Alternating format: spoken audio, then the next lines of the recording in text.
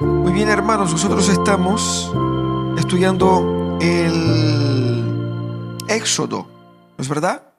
Hemos estudiado ahí el inicio de la jornada de Moisés y ahora llegamos al periodo donde él ya había sido llamado, había sido confrontado por el Señor para ese llamado, inició su jornada y hoy día él está acercándose por primera vez al pueblo que por mucho tiempo él no tenía contacto. Le pido que abran sus Biblias ahí en el texto que está en Éxodo, el capítulo 4. Vamos a leer los versos 27 al 31. Éxodo 4, 27 al 31.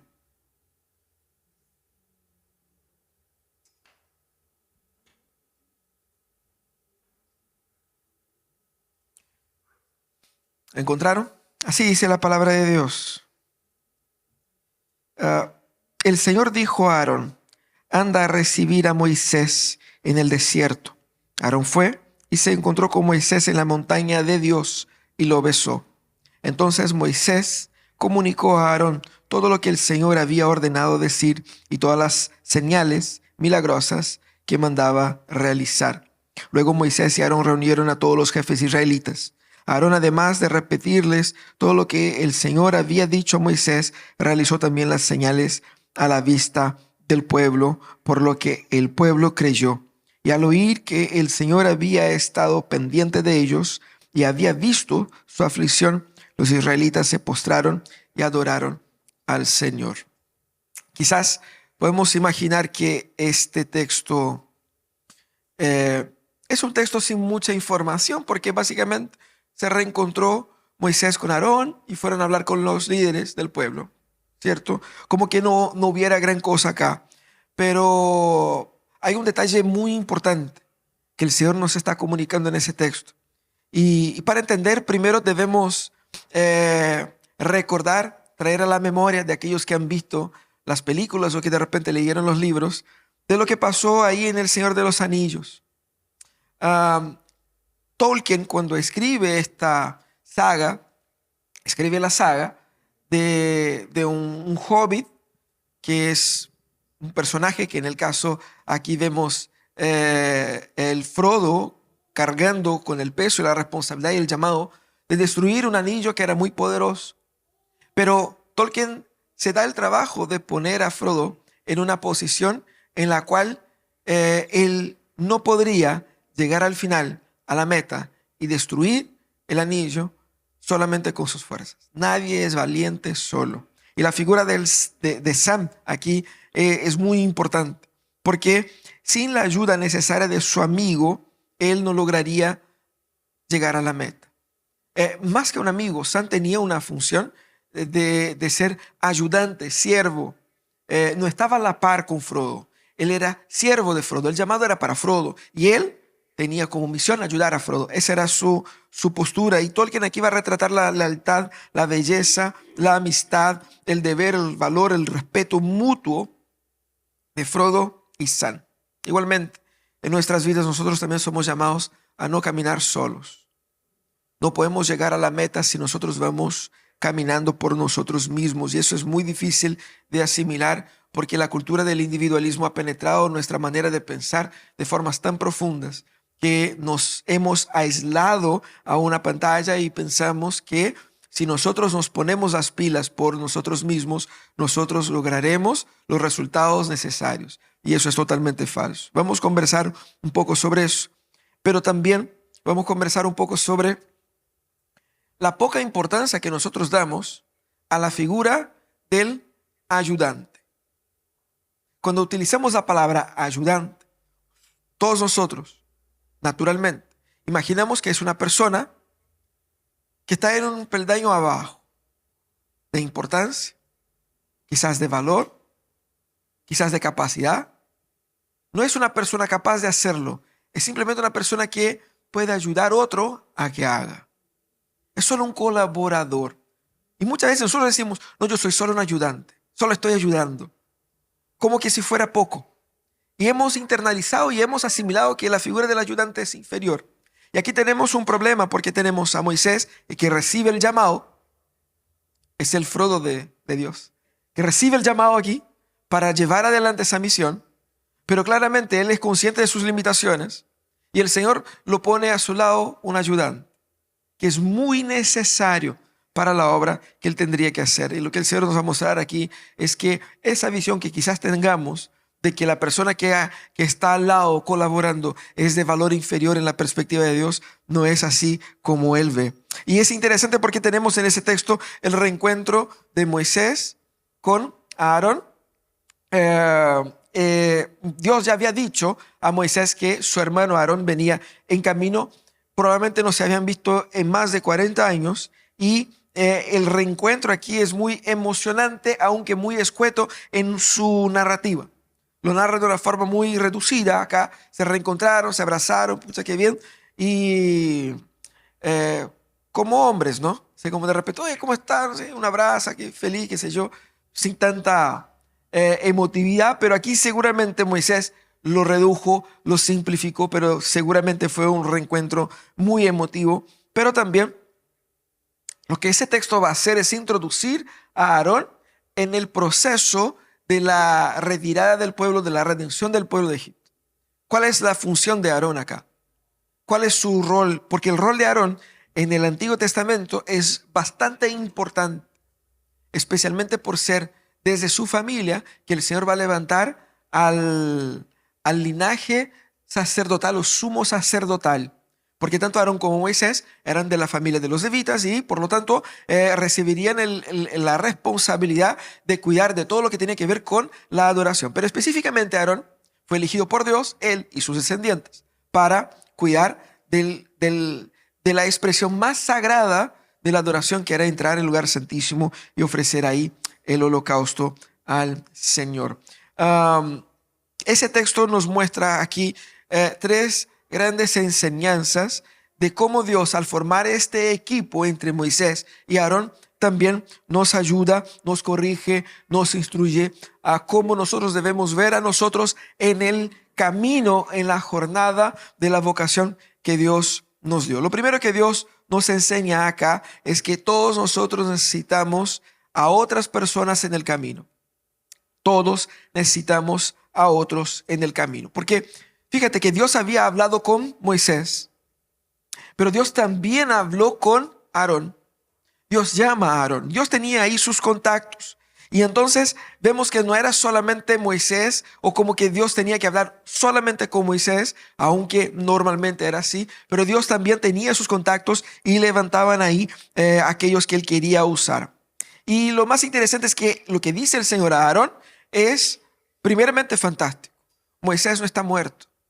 Imagínense ustedes que su hermano se hizo una persona altamente perseguida en su país, detestable, que se exilió y no tuviste contacto con esa persona por más de 40 años. Podríamos asumir que en el corazón de Moisés o en el corazón de Aarón, Moisés había muerto. Y seguramente Aarón se había ya consolado con el hecho de que nunca más volvería a reencontrarse con su hermano. Pero de repente no sabemos los detalles. Dios habla a Aarón y dice, Moisés está vivo y tú debes ir en camino hacia él. Es interesante que Dios dice eso, no tenemos mayores detalles, pero lo que sabemos es que Dios nos da a Aarón todos los detalles que él había dado a Moisés. Aarón no sabía exactamente a qué o con qué objetivo se encontraría con su hermano, pero sabía que tenía que hacerlo y eso es lo que lo hace. Básicamente, lo que Dios está tratando de hacer con Aarón es poner a Aarón como un discípulo de su hermano mayor. Y aquí vemos las ironías de Dios, porque Dios no se rige por las estructuras humanas. Hemos visto eso con Jacob y Esaú, donde Dios elige a uno y no a otro. Hemos visto eso en la misma conformación de las 12 tribus, donde aún Rubén, siendo el mayor, la bendición recae sobre Judá, que era el cuarto. ¿Por qué? Porque Dios así lo quiso. Y aquí tenemos al hermano menor siendo el líder del hermano mayor. Y ese es el llamado de Dios para Aarón. Y aquí vemos la pronta obediencia de Aarón, que claramente se contrasta con la resistencia de Moisés en obedecer. Él fue sin saber los detalles, sin tener mayor información.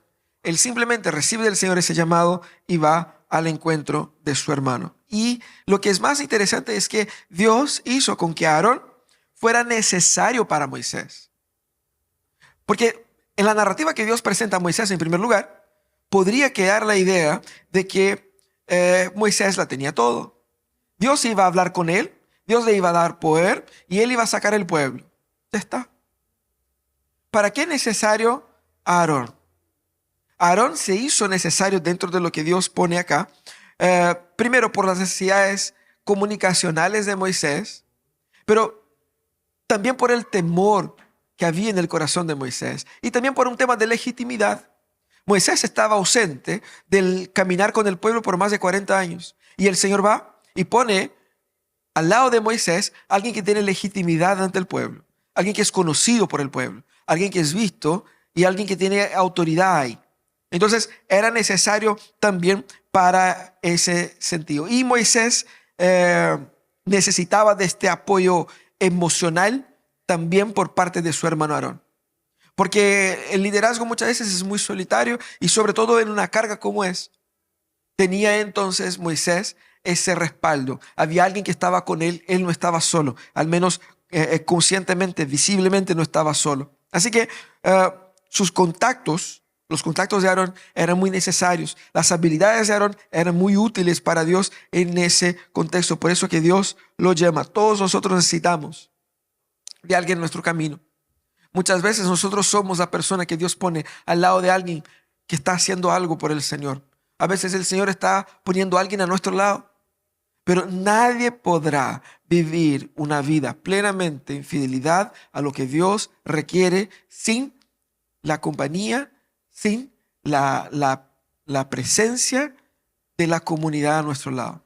Es así porque Dios, cuando nos quiso salvar, lo que hace el Señor es construir un pueblo para que al participar del pueblo yo disfrute como pueblo la salvación. Si bien mi fe es personal, pero mi fe nunca se podrá manifestar verdaderamente ni crecer conscientemente si no está vivida en el ambiente comunitario. Hemos creído la mentira de que yo puedo desde mi casa, desde una pantalla, escuchar, entender, creer y vivir para Dios. Eso es falso. Yo necesito de mis hermanos. Yo necesito a otros. Y solo por medio de ellos es que Dios me alimenta. Entonces necesitamos de otro en el camino, así como Dios muestra acá. Pero también nosotros debemos entender que nuestros llamados son diferentes unos de los otros. Y aquí tenemos dos llamados, el llamado de Moisés y el llamado de Aarón. Nacieron de los mismos padres, aunque con historias muy distintas. Son hermanos, tienen la misma sangre. Incluso uno es mayor que el otro. Pero a cada uno el Señor le dio un llamado específico. Aquí vemos que Moisés es quien comunica a Aarón todo lo que Dios le había dicho. Quizás Aarón podría preguntar, si Dios me habló para venir hasta acá, ¿por qué Dios directamente no me dijo eso? Y más, quizás ustedes podrían preguntarse, ¿por qué Dios ya no habló directamente con Aarón, que ya estaba allá? Deja a Moisés tranquilo allá, ¿qué tanto drama? Aarón ya estaba ahí, Aarón ya sabía hablar, Aarón ya tenía los contactos, era respetado por el pueblo, era mayor que su hermano que estaba exiliado. Aarón lo tenía todo. ¿Por qué el Señor no usa a Aarón en ese llamado? Porque Dios no quiso hacerlo así. Y eso es suficiente. Entonces, nosotros debemos entender que cada uno de nosotros tenemos un llamado y el Señor muestra claramente acá. Dios quiso usar una estrategia colaborativa de codependencia de estos dos hermanos. Y había claramente una estructura. Moisés era el profeta de Dios. Y Aarón debía entender eso. Posteriormente, ustedes van a ver que hubo una tensión ahí. Han tratado de serrochar el piso de Moisés varias veces, incluso el propio Aarón. Pero había una estructura y Dios había definido una estructura clara. Yo voy a hablar con Moisés. Moisés es el profeta. Y Moisés le va a decir a Aarón qué va a decir al resto de la gente. Entonces, Aarón era el mensajero de Moisés. Lo mismo que dije al inicio de la introducción. El mensajero, el ayudante, sugiere como alguien inferior. Y a veces nuestro corazón se resiente de sentirse inferior, de buscar por nuestro llamado cierta importancia. Pero el Señor quiere que entendamos nuestro llamado y nuestro valor como cosas distintas. Porque nuestro valor no está limitado por nuestro llamado. Nuestro valor está definido por la obra de Dios en Cristo por nosotros. Ahí está nuestro valor. Pero el llamado al cual somos convocados a servir al Señor puede tener distintas repercusiones, distintas alturas, pero no representa lo que yo valgo. Y ahí vemos a Moisés, y Moisés va y le dijo todo a Aarón. Y aquí el texto es enfático en decir que él dijo todas las cosas que Dios le había dicho. Lo repite más de una vez. Y es importante eso porque el haberlo contado todo revela la fidelidad de Moisés. Moisés fue fiel, fidedigno en transmitir toda la información, no como había hecho con su suegro. Ustedes saben, la semana pasada conversamos sobre eso, que él llega ante su suegro y dice, ¿sabe qué? Tengo que ir a ver unos parientes allá en Egipto. Y no dice nada de la zarza ardiente, de sacar el pueblo de Egipto, de los milagros, nada. Simplemente tengo que ir a Egipto a visitar a unos parientes. Pero con Aarón, ahí entonces Moisés le cuenta todo. Y es importante que eso sea así porque para que Aarón fuera eficaz en su llamado, Moisés tendría que ser fiel en lo suyo también. Para que Aarón fuera eficaz en su llamado, Moisés tenía que ser fiel en lo suyo. Y aquí vemos cómo nosotros, con llamados diferentes, somos todos codependientes unos de los otros. De manera que si uno es infiel en su llamado, impide que el otro pueda ser completamente íntegro y hacer bien lo que Dios demanda de él. Estamos correlacionados. Y es por eso que Pablo va a decir más adelante ahí en el Nuevo Testamento de que somos un cuerpo y que si una parte del cuerpo sufre, todo el cuerpo sufre. Y debemos entender eso también en esa perspectiva del llamado del Señor. Pero no todos somos llamados de la misma manera, no todos los llamados son iguales, pero todos los llamados sirven al mismo objetivo. Tanto el llamado de Moisés como el llamado de Aarón son llamados del mismo Dios y son llamados con la misma meta. La misión es la misma. A veces nosotros queremos utilizar el llamado como una plataforma para hacernos sentir importantes en la sociedad. Pero lo que el Señor quiere que entendamos es que cada uno de nosotros tiene un llamado específico, pero todos nosotros con distintos llamados caminamos hacia un único y mismo objetivo, que es que Cristo sea glorificado en el mundo por medio de su iglesia. Para eso es que tú debes construir familias fuertes bíblicamente. Para eso es que nosotros debemos servir a la iglesia con nuestros dones y con nuestras habilidades. Para eso nosotros debemos trabajar con fidelidad al Señor en el lugar donde Dios nos ha puesto. Para eso debemos vivir civilmente como corresponde según las Escrituras.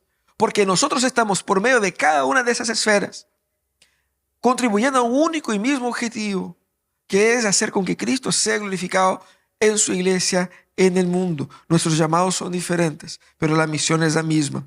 Y aquí vemos que Dios va a utilizar una estrategia que quizás a nosotros nos cuesta asimilar, porque alguien podría decir, ¿por qué el Señor no habla directamente con Aarón o habla directamente con el pueblo? Dios estableció una estrategia de Dios a Moisés, de Moisés a Aarón, de Aarón al pueblo. ¿Y por qué Dios estableció esa estrategia? Porque Él quiso así. Y la estrategia de Dios va a demandar humildad. Humildad por parte de Aarón, de entender que no es él el que va a escuchar desde Dios directamente. Pero también gratitud en el sentido de que Dios le dio a él el privilegio de poder estar sirviendo al Señor de la manera como el Señor lo llamó. Asimilar la estrategia de Dios demanda humildad, demanda reconocer que nadie sacará al pueblo de Egipto solo por sus fuerzas. Quizás a veces tengamos este sueño en el corazón de que si yo me pongo las pilas, llevaré mi familia adelante. Si yo me esfuerzo, si yo saco mi título, si yo consigo el empleo, si yo me caso, o si yo tengo hijos, o si yo logro tal y tales cosas, yo lograré por medio de mi integridad, por medio de mi esfuerzo, por medio de mi concentración y dedicación, las metas que tengo propuestos para mí. Pero no es así que funciona. Yo tengo que entender que no depende de mí, nunca dependerá solamente de mí. Yo necesito de otras personas, de otros dones, que tengan otros llamados y más. La pregunta es, aquí tengo a Moisés, tengo a Aarón, y es importante que Moisés y Aarón estén en la misma página. Porque el propósito aquí no es el de ser reconocido por el faraón, el de ser reconocido por el pueblo o de conquistar cierta respetabilidad. ¿Cuál es el propósito aquí? El propósito es que Dios sea glorificado en Egipto por medio de la vergüenza de los ídolos de aquella nación. Esa es la meta. Por lo tanto, cuando uno se somete a su rol, contribuye a la meta. Cuando uno no se somete a su rol, perjudica al todo. Y tengo que dar un ejemplo de fútbol. Siempre tengo que dar un ejemplo de fútbol, ¿no? Yo me acuerdo perfectamente, como si fuera hoy día. Brasil y Croacia en el último mundial, el último creo, hace tanto. Era solamente esperar que se acabara el tiempo. Estábamos ganando. Faltaban 2 minutos. Había nada más que gastar el tiempo. Pero a un jugador, no me acuerdo su nombre ni quiero acordarme, creyó que era una buena idea, él, que no era un delantero, salir adelante a presionar, dejando abierto atrás. Porque él creía, podemos hacer uno más y cerrar el partido. Mientras que todos estaban, oye, loco, calmado, así como, vamos a mantener el resultado. Y ya está, faltan 2 minutos. ¿Para qué? ¿Para qué hacer cualquier locura? Bueno, el compadre se pone en una posición que no era la suya, se lanza adelante, deja detrás desprotegido. Brasil toma un gol, va a las penales y se es eliminado. Cuando alguien no cumple su rol, cuando alguien no está en el lugar donde debiera estar, cuando alguien no asume humildemente su función en beneficio del todo, perjudica al todo.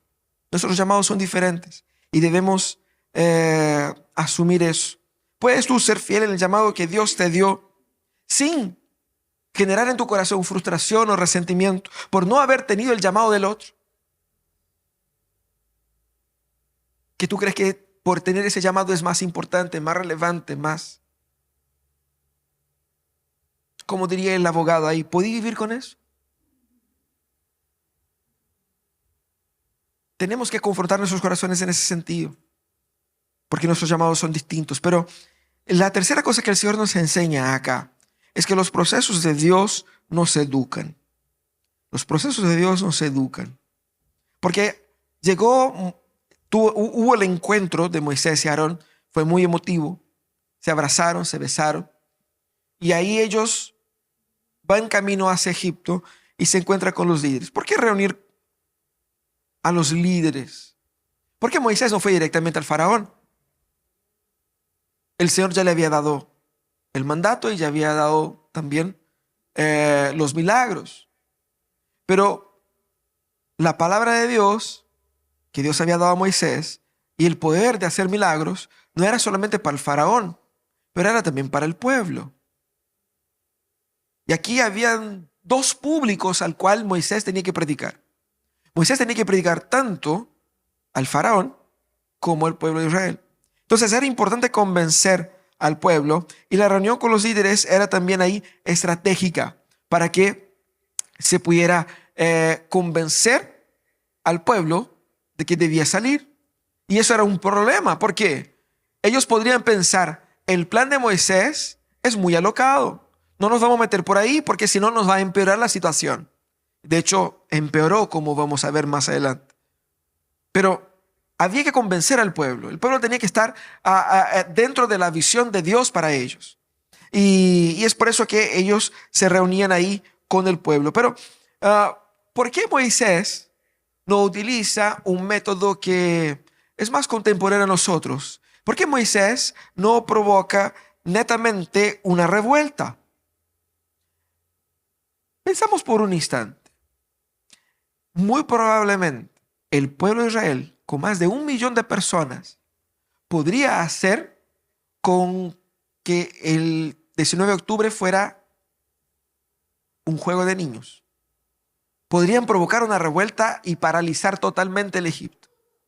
Podrían incendiar las casas de los egipcios. Podrían hacer y provocar el terror en la nación. Ellos tenían la gente, ellos tenían los medios para hacerlo. ¿Por qué Moisés no provoca eso?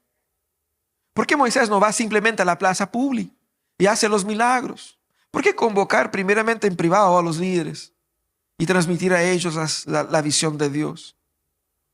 Y aquí vemos que Dios no quería solamente liberar al pueblo tal cual. El objetivo de Dios no era solamente sacar al pueblo de Egipto. El objetivo de Dios era revelar su poder por sobre todos los ídolos de Egipto. Dios estaba predicando por medio de la restauración de la libertad de su pueblo. Nosotros tenemos que poner atención en qué es lo que realmente Dios quiere hacer acá. ¿Qué es lo que Dios realmente está haciendo? No es simplemente liberando a un pueblo de esclavitud, sino que literalmente lo que el Señor está haciendo es revelando a Él como Señor soberano del mundo. Avergonzando a todos los ídolos y diciendo: es a mí a quien deben servir. Solo yo soy capaz de librar a cualquier persona. Y eso es lo que Él está diciendo acá. Solo Él es Dios y ningún otro. Por eso que el proceso que Dios utiliza no era simplemente para salvar el pueblo solamente, pero era un proceso que en la medida en que salvaba el pueblo, el Señor estaba dando testimonio de su poder y de su gloria. Así que Dios quería también educar el corazón del pueblo. Y eso es la tarea más difícil, y Moisés lo va a entender eso con claridad. Lo más difícil era educar el corazón del pueblo. La pregunta es, Dios quería salvar el pueblo, pero el pueblo quería ser salvo. El pueblo no soportaba la esclavitud, eso es un hecho. Pero el pueblo realmente quería salir de Egipto. Poco tiempo después, el Señor hizo milagros y milagros. Había abierto el mar rojo para que ellos pasaran ahí. A pata pelada había hecho terribles milagros. Ellos estaban siendo salvados. En la primera dificultad, en el primer problema, el pueblo dijo: chuta, ¿sabe qué echo de menos? A Egipto. Ellos eran maltratados, humillados, golpeados, azotados. Y poco tiempo después, con todos los milagros encima, aún así tienen el corazón endurecido y decían: echo de menos a Egipto. Los procesos que Dios nos permite vivir nos educan, y por eso que el Señor estaba haciendo este proceso con el pueblo. Y aquí entonces Aarón va y habla primeramente con los líderes. La fidelidad de Moisés resultó en un mensaje correcto por parte de Aarón hacia el pueblo. Y así que el pueblo creyó. Porque Moisés fue fiel, porque Aarón fue fiel, hubo fe en el corazón del pueblo. Ahí vemos los resultados de la fidelidad de nuestra vocación. Pero es importante entender que no importa solamente hacer las cosas, sino que hacerlo como Dios determina que sean hechas. Lo mismo se aplica al culto. No importa simplemente adorar al Señor, es importante adorar al Señor como el Señor define como Él debe ser adorado. No importa simplemente construir una familia que uno puede decir: para mí funciona, para ella también, entonces si para nosotros funciona está bien. No, no es así. Tiene que funcionar como Dios diseñó que funcione. Porque Dios tiene una agenda, Dios tiene un propósito por medio de los procesos y de la forma como Él determina que cada cosa sea hecha. Por lo tanto, hay que hacerlo como Dios determina que se haga. Y aquí vemos la fe y la adoración del pueblo sirviendo dentro del proceso que Dios nos da como también aliento para Moisés. Porque cuando Moisés ve que el pueblo creyó, cuando Moisés ve que Aarón creyó, que el pueblo creyó y que estaban adorando al Señor, Moisés puede darse cuenta de que eso prendió. Eso está funcionando. Yo no tenía mucha fe en eso, pero parece que eso sí está resultando, sí eso está en marcha, eso está vivo. Y ahí él entonces se lanza con mayor valor confrontando el faraón. Hay que someterse a los procesos de Dios. Hay que pasar por las etapas que nos educan a ser más humildes, a ser más dependientes, a poner nuestros ojos puestos no en nuestro desempeño, sino que en Dios. Debemos someternos a los procesos de Dios, porque los procesos de Dios nos educan y nuestra obediencia siempre conducirá a la adoración. Ahora yo les hago esa pregunta. ¿Ustedes están realmente evaluando sus corazones a la luz de estos principios que hemos comentado acá? Nosotros muchas veces evadimos al otro. No queremos abrir nuestro corazón, no queremos compartir, no queremos muchas veces gastar el tiempo con el otro. Y creemos que es posible tener una piedad en nuestra individualidad, porque pensamos que piedad es un ejercicio racional privado. Pero la piedad verdadera, por más que contenga el elemento de la privacidad, la piedad verdadera es esencialmente comunitaria. Porque yo no vivo para mí, yo vivo para el otro.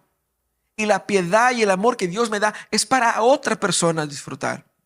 Y es con otra persona que aprendo a amar. Nadie aprende a amar solo, porque amor no es un curso, no es una idea, no es una teoría. Amor es vida, y vida se vive con el otro. Necesito del otro, incluso para saber que no estoy amando, incluso para saber que no estoy dando el ancho. Necesito de la comunidad. Debemos nosotros dejar de evadir la comunión y entender que la necesidad del otro es fundamental para que yo pueda vivir lo que Dios tiene para mí. Tu familia necesita de otras familias. Para que tú seas un mejor padre, una mejor madre, un mejor esposo, un mejor hombre, una mejor mujer, tú necesitas de otros que caminen a su lado. Porque quizás Dios te esté llamando para ser Aarón de alguien o para ser Moisés de alguien. No sé cuál sea tu llamado, pero lo que sí sé es que nadie realizará su llamado en la soledad. Necesitamos del otro. El mito de que la fe es un sentimiento y una creencia meramente individual y racional está destruyendo muchas vidas y debemos abandonar eso. No podemos creer ni crecer sin Cristo, y obviamente Cristo se hace presente por la vida de las personas que Él pone a nuestro lado. Pero también nuestro individualismo nos conduce al resentimiento y al deseo de ser notados, de ser reconocidos. ¿Cuántas veces en el ambiente de la iglesia nos frustramos por no haber tenido el reconocimiento que quisiéramos tener? Y yo sé que es una queja común en muchos matrimonios de la ausencia de reconocimiento. Yo hago todo en esa casa. Lavo, plancho, cocino y nadie valora lo que yo he hecho. Nadie se da cuenta de mi esfuerzo. Yo trabajo, salgo temprano, llego tarde y nadie me lo reconoce. Ni un regalo, ni un chocolate, ni una flor. ¿Cuántos no hemos dicho eso? No nos hemos sentido así. A veces tenemos en nuestro corazón una carencia por reconocimiento y un resentimiento que se va acumulando ahí. Pero es importante que entendamos que nosotros no debemos hacer lo que hacemos para que se nos reconozca por el hecho de haber cumplido con nuestro deber. Y Jesucristo lo pone de una forma perfecta. Él dice, nosotros somos siervos. Y el siervo, después de haber hecho todo, su Señor le va a decir, muy bien, siervo inútil. ¿Por qué? Porque no hiciste nada más que su obligación. Cuesta, ¿no? Cuesta. Después de todo lo que Moisés hizo, no hubo aplausos. Después de todo lo que Aarón hizo, no hubo premios, no hubo ceremonias. Porque ellos no hicieron nada más que su obligación. Es por eso que John Piper decía, o Paul Washer yo creo que decía, sobre ir a predicar el evangelio, dice, anda, predica y muere. No es para que vayas a predicar a los pueblos perdidos y te construyan una estatua, un colegio con su nombre y que digan, mira qué gran hombre es el misionero. Tenemos que abrazar esa visión de que fuimos llamados para que nosotros desaparezcamos y que Cristo se vea en el mundo.